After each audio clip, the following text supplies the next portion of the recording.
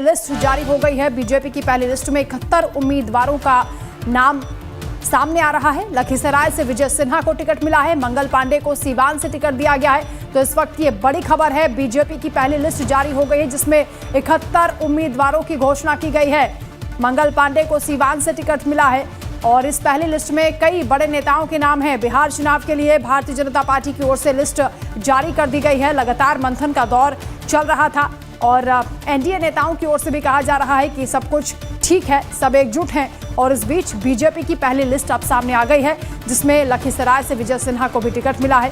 मंगल पांडे का भी नाम इसमें शामिल है और भी कई नेताओं की इसमें बात कही जा रही है। तो 71 उम्मीदवारों की घोषणा की गई है। कमलेश हमारे साथ जुड़ रहे हैं ज्यादा जानकारी के साथ। कमलेश, और किस किस का नाम है इस 71 उम्मीदवारों की लिस्ट में?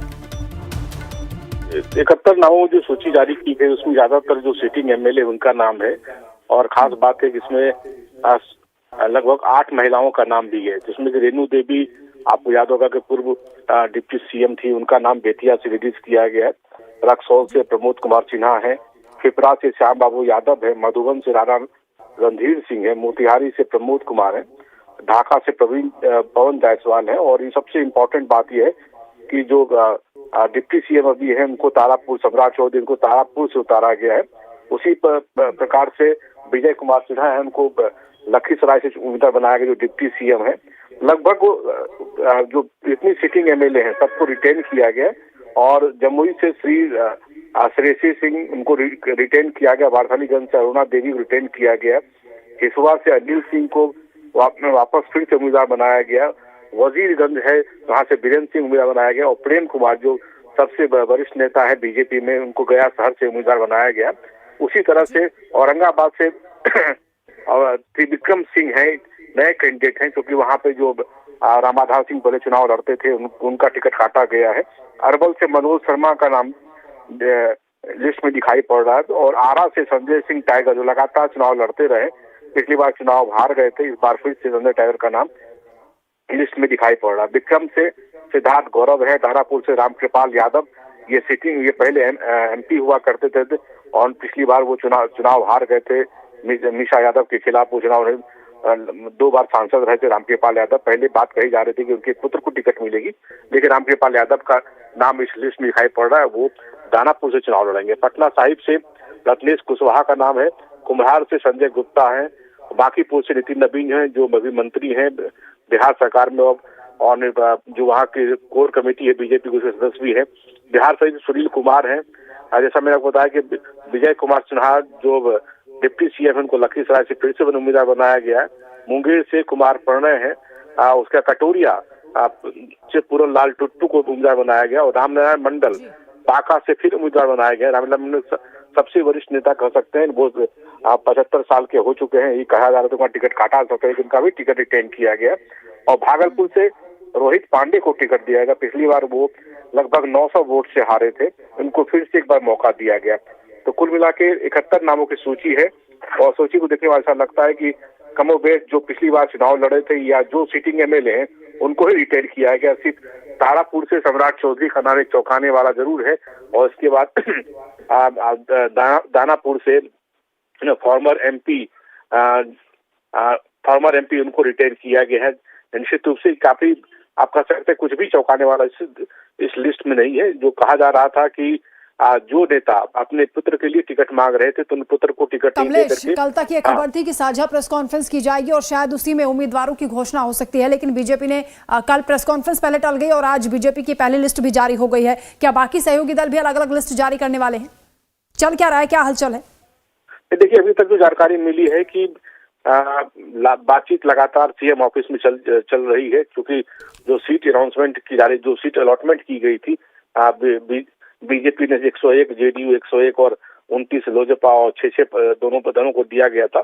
उससे नीतीश कुमार असहज बताए गए थे। कहा जानकारी ये मिली थी कि नीतीश कुमार बराबरी की जो भूमिका तय की है बीजेपी ने उससे काफी असहज है, वो काफी नाराज थे। और कुछ सीटें ऐसी थी जो जेडीयू की सीटें थी जो लोजपा को देने की बात कही गई, तो उससे भी काफी असहज थे। लगभग पहले तो 9 सीटों की बात कही जा रही, उसके बाद 3 सीटों पर बात आई है। तो जानकारी ये भी है कभी एक बीच का फार्मूला निकाला गया है और हो सकता है कि बीजेपी अपने कोटे से एक सीट हमको यानी मांझी को दे और एक सीट लोजपा की तरफ से उपेंद्र कुशवाहा को दी जाएगी। 7-7 सीटें दोनों को हो सकती है और अगर ऐसा होता है तो फिर बीजेपी छोटा भाई के रूप भाई की भूमिका में आ जाएगा, क्योंकि नीतीश कुमार इस एटीट्यूड से बीजेपी से काफी परेशान थे, जिस तरह से बराबरी की भूमिका दोनों को दी गई थी। तो ऐसी स्थिति में लगातार बातचीत सीएम ऑफिस में चल रही है। कुछ देर पहले ही ठीक है, कमलेश आप रहिए हमारे साथ। अमित सिंह भी संवाददाता हमारे साथ जुड़ गए हैं। अमित, एक तरफ मुख्यमंत्री नीतीश कुमार की नाराजगी सामने आ रही है, बीजेपी मनाने की कोशिश कर रही है, लेकिन बीजेपी ने इस बीच पहली लिस्ट जारी कर दी है और 71 उम्मीदवारों के नाम की घोषणा हुई है। बिल्कुल वंदना, सुबह से हम लोग इस बात की चर्चा कर रहे थे और अभी अभी हाई लेवल की जो मीटिंग खत्म हुई आधे घंटे पहले, उसके बाद ये सहमति बनी, तब ये लिस्ट जारी हुई है। और नीतीश कुमार कल देर शाम से ही नाराज थे और इस पे जो अहम जानकारी है कि तारापुर जो सीट है वहाँ से सम्राट चौधरी पर बात बन गई है कि सम्राट चौधरी वहां से लड़ेंगे, क्योंकि नीतीश कुमार इस बात को लेकर नहीं चाहते थे कि वहां से तारापुर सीट छोड़ें। तो तारापुर सीट जो है वहां पे सम्राट चौधरी उम्मीदवार बनाए गए हैं। दानापुर से रामकृपाल यादव, बहुत महत्वपूर्ण, ये दानापुर से रामकृपाल यादव को जगह मिली है। रामकृपाल यादव जो लोकसभा चुनाव लड़े थे, उन्हें इस बार बीजेपी से विधानसभा चुनाव भी लड़ने जा रहे रामकृपाल यादव। तो नीतीश कुमार की जो नाराजगी थी उन सीटों को सुलझा लिया गया है और नीतीश कुमार को जहां जहां पर बीजेपी चाहती थी वहां पे मना भी लिया गया है, जिसमें तारापुर सीट है। सम्राट चौधरी को तारापुर सीट से चुनाव लड़ाया जा रहा है। मंगल पांडे को भी कहा गया था बीजेपी हाईकमान से चुनाव लड़ने के, तो सिवान से उन्हें चुनाव लड़ाया जा रहा है, सिवान से वो कैंडिडेट बनेंगे। तो ये कुल मिलाकर ये कह सकते हैं कि जो नीतीश कुमार की नाराजगी थी वंदना, पिछले कुछ कल से यानी 24 घंटे से नीतीश कुमार इस बात को लेकर नाराज थे कि उनकी जो उनकी डिमांड्स थी या फिर उनकी जो सीटें थी उसे चिराग पासवान या फिर दूसरे तरीके से उन्हें परेशान किया जा रहा था, यानी कि उन सीटों को अलग किया गया था। तो इस बात को मान लिया गया, तमाम चीज़ें जो नीतीश कुमार की थी उन बातों को हाई लेवल की इस मीटिंग में ये तय हो गया और तभी ये जो सीटों का ऐलान हुआ है, इसमें देखिए बहुत सारे, इसमें रामकृपाल यादव का चेहरा एक नया है, जिसको आप कह सकते हैं कि लोकसभा के बाद वो विधानसभा के चुनाव में उतर रहे हैं। तारापुर से पहली बार सम्राट चौधरी जो है एमएलसी बनते रहे, लेकिन यहाँ पर तारापुर से वो उम्मीदवार बनेंगे। इसके अलावा आपको महत्वपूर्ण चीज़ है कि सिवान से मंगल पांडे हैं और पुराने चेहरों को भी, रेणु देवी को भी मौका मिला है बेतिया से। तो कुल मिला के कह सकते हैं कि जो एक पेच फंसा हुआ था, अब बीजेपी ने 71 लोगों की जो लिस्ट जारी की है, इससे स्पष्ट हो रहा है कि अब जो एनडीए के भीतर जो एक कौतूहल मचा हुआ था वो थमता हुआ दिखाई पड़ रहा है। इस पूरी लिस्ट में क्या कुछ नाम चौंकाने वाले हैं या उम्मीद से परे हैं, या फिर कुछ ऐसी सीटें हैं इसमें क्या जिसमें सहयोगियों की ओर से दावेदारी की जा रही हो? देखिए उसी लिस्ट पर हम ये देख रहे हैं कि आखिर कौन कौन सी सीट जो है, क्योंकि यहाँ पे कई ऐसी सीट थी जहाँ पर की दावेदारी थी, जिसमें देखिए सहरसा में आलोक कुमार झा को ही मिला है, सीटें मिली हैं। देखिए कई जगह पे संजय सरावगी केवटी, अभी इसको एक एक करके सारे उम्मीदवारों को देखना होगा वंदना, क्योंकि जो चीज़ें कही जा रही थी, एक जो पातेपुर ये था, जो तारापुर था, वो लगभग क्लियर हो चुका है, लेकिन बेगूसराय से कुंदन कुमार, देखिए अभी एक एक सीट हम लोग को देखना पड़ेगा कि कौन कौन सी सीट जो है जहां पर कि नीतीश कुमार चाहते थे वहां पे उन्हें मिला कि नहीं।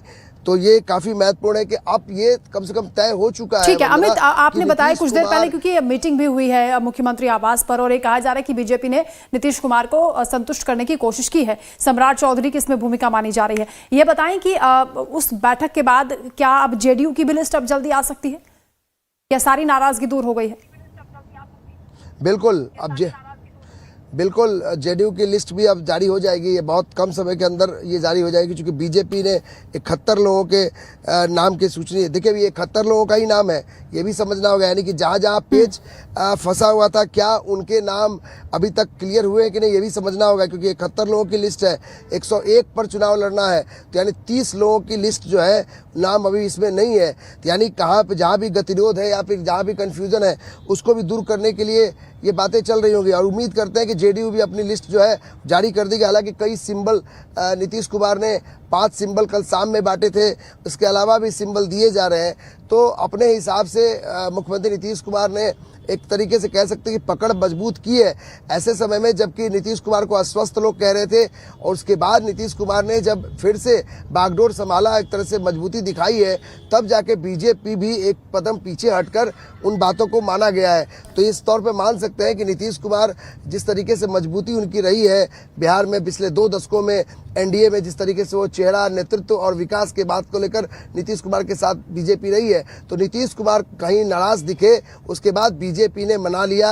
और ये भी जानकारी मिल रही कि हाई लेवल मीटिंग में जो लोग यहाँ जुड़े हुए थे, धर्मेंद्र प्रधान हो, सम्राट चौधरी हो, इन लोग की भूमिका है, लेकिन दिल्ली से भी हाई कमान जुड़ा हुआ था। तो ये साफ तौर पर माना जा सकता है कि नीतीश कुमार कल देर शाम से जो नाराजगी उनकी थी उसमें कुछ कमी आई है। लेकिन अब जेडीयू का इंतजार करना हो कि जेडीयू की जो लिस्ट जारी होती है उसमें कौन कौन से नाम होंगे। लेकिन महत्वपूर्ण है कि अभी भी 30 नाम इसमें शेष है। जो 30 नाम है, 71 उम्मीदवारों के नाम है इसमें, और 30 अभी भी और आने बाकी है। अमित, एक सवाल मैंने कमलेश से भी किया था कि कल साझा प्रेस कॉन्फ्रेंस होने वाली थी और यही उम्मीद की जा रही थी कि उसी में सब लोग अपनी लिस्ट जारी करेंगे, लेकिन अब ये अलग अलग तरीके से हो रही है। बीजेपी ने पहले लिस्ट जारी कर दी है। जो नाराजगी थी वो सोशल मीडिया प्लेटफॉर्म के जरिए बताया जा रहा है कि उनको कम करने की कोशिश की जा रही है। उपेंद्र कुशवाहा का पोस्ट आया है, जीतन राम मांझी का पोस्ट आया, आप कह रहे हैं कि नीतीश कुमार भी अब राजी हो गए हैं। क्या अब कोई साझा प्रेस कॉन्फ्रेंस की जाएगी, ऐसी कोई तस्वीर, क्योंकि तमाम तरह की अटकलें चल रही हैं? अब देखिए, जब लिस्ट जारी हो गई है, अब साझा प्रेस कॉन्फ्रेंस करना एक औपचारिकता हो सकती है, लेकिन जब लिस्ट जारी हो गई, देखिए 71 लोगों की लिस्ट बीजेपी ने जारी कर दी। कल तक नीतीश कुमार, देखिए बीजेपी की तरफ से कोई सिंबल कल नहीं दिया गया था, लेकिन नीतीश कुमार ने सिंबल आनंद फानंद में, गुस्से में, नाराजगी में जारी कर दिया था, जिसमें सोनबरसा की भी सीट थी। तो अब जो है ये लगता ये है कि अब जो एक महज औपचारिकता होगी प्रेस कॉन्फ्रेंस। महत्वपूर्ण चीज़ ये है कि जो सीटों पर बातचीत चल रही थी, जहां पेच फंसा हुआ था, वो सुलझता हुआ दिखाई पड़ रहा है। और तारापुर की सीट देखकर साफ तौर पे लगता है कि सम्राट चौधरी के तारापुर सीट से उम्मीदवारी की बात जो है, इस पर भी असमंजस की स्थिति थी कि क्या वहां पर जेडीयू दावा कर रही थी। तो ये तय हो गया कि अब वहां पे सम्राट चौधरी उम्मीदवार होंगे, तो यानी नीतीश कुमार मान गए हैं। ये बात बीजेपी के सूत्र भी बता रहे हैं कि नीतीश कुमार बहुत हद तक मान चुके हैं। और ये खबर हम लोग पहले ब्रेक कर चुके हैं कि ये ठीक है अमित, आप रहिए हमारे साथ। इस बीच एक बड़ी खबर सामने आ रही है, दर्शकों को ये बड़ी खबर से रूबरू कराते हैं। दरअसल नंद किशोर यादव को टिकट नहीं दिया गया है। बिहार विधानसभा के स्पीकर नंद किशोर यादव को बीजेपी ने टिकट नहीं दिया, यानी उनका टिकट कट गया है। बीजेपी ने नंद किशोर यादव की जगह रत्नेश कुशवाहा को मैदान में उतार दिया है। पटना साहिब सीट से विधायक है नंद किशोर यादव। 7 बार से लगातार विधायक रहे हैं नंद किशोर यादव, लेकिन इस बार उनका टिकट कट गया है। और ये बड़ी खबर है अमित।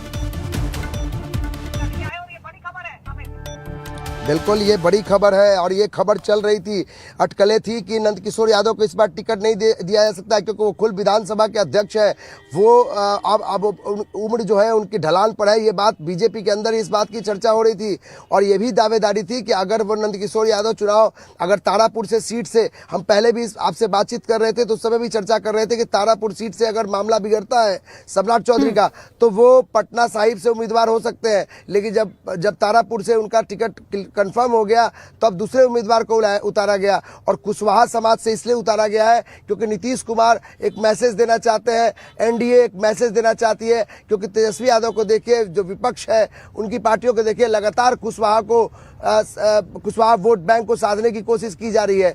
तो पटना साहिब में सबसे ज्यादा कुशवाहा वोट है, उसके बाद जो है वो वैश्य समाज का वोट है। तो यहाँ भी एक मैसेज देने की कोशिश की जा रही है। हालांकि नंदकिशोर यादव का खेमा बहुत नाराज था। पिछले 1 हफ्ते से ये बातें चल रही थी कि क्या नंदकिशोर यादव को इस बार किसी दूसरे जगह पर एकोमोडेट किया जाएगा, क्या उन्हें राज्यपाल बना दिया जाएगा कहीं पर। इस बात की भी चर्चा अंदर खाने में चल रही थी।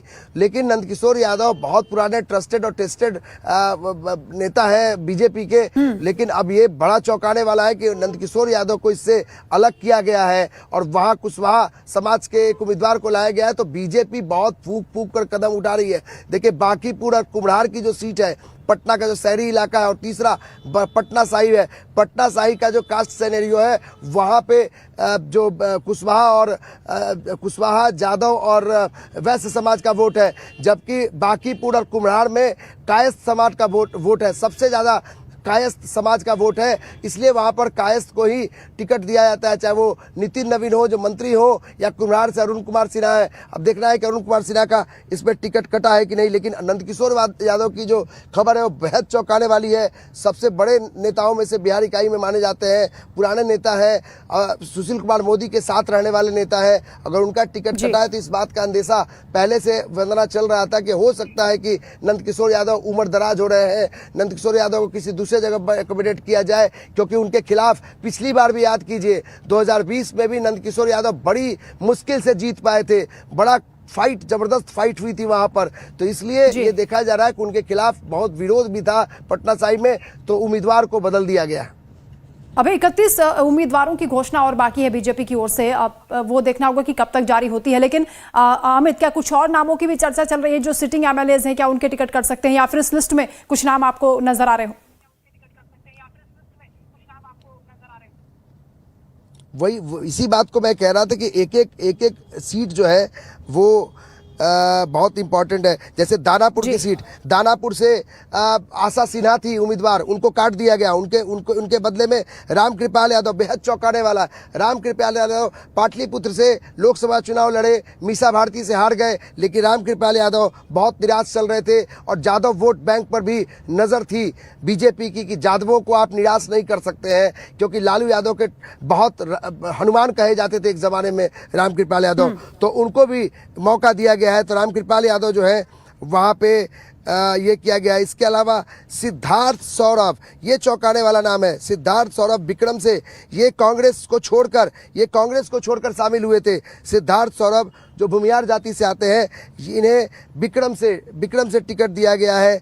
इसके अलावा राघवेंद्र प्रताप सिंह, बहुत बड़ा नाम है बढ़ाड़ा का, उन्हें रखा गया है। आरा से संजय टाइगर, बहुत चौंकाने वाला नाम है। संजय टाइगर काफी दिनों से जद्दोजहद कर रहे थे, यानी जो आप आरके सिंह है, आरके सिंह के बारे में कहा जाता था कि उनके करीबी को मिल सकता है टिकट, लेकिन संजय टाइगर उनके करीबी नहीं माने जाते हैं। तो कई फेरबदल जो है वो दिखाई पड़ रहे हैं और इसमें एक शर्मा, अरवल से मनोज शर्मा है, इनके बारे में था कि वो बिल्कुल अमित, कई दावेदारों की इसमें उम्मीदें हैं वो टूट गई हैं, लेकिन कई चौंकाने वाले नाम भी यहाँ पर दिखाई दे रहे हैं। इस पर हम आगे भी आपसे बातचीत करेंगे। फिलहाल शुक्रिया अमित तमाम जानकारी के लिए। कुल मिलाकर बीजेपी की ओर से पहली लिस्ट जारी हो गई जिसमें 71 उम्मीदवारों के नाम की घोषणा हो गई है। आगे भी खबरों का सिलसिला लगातार जारी है, बने रहिए हमारे साथ।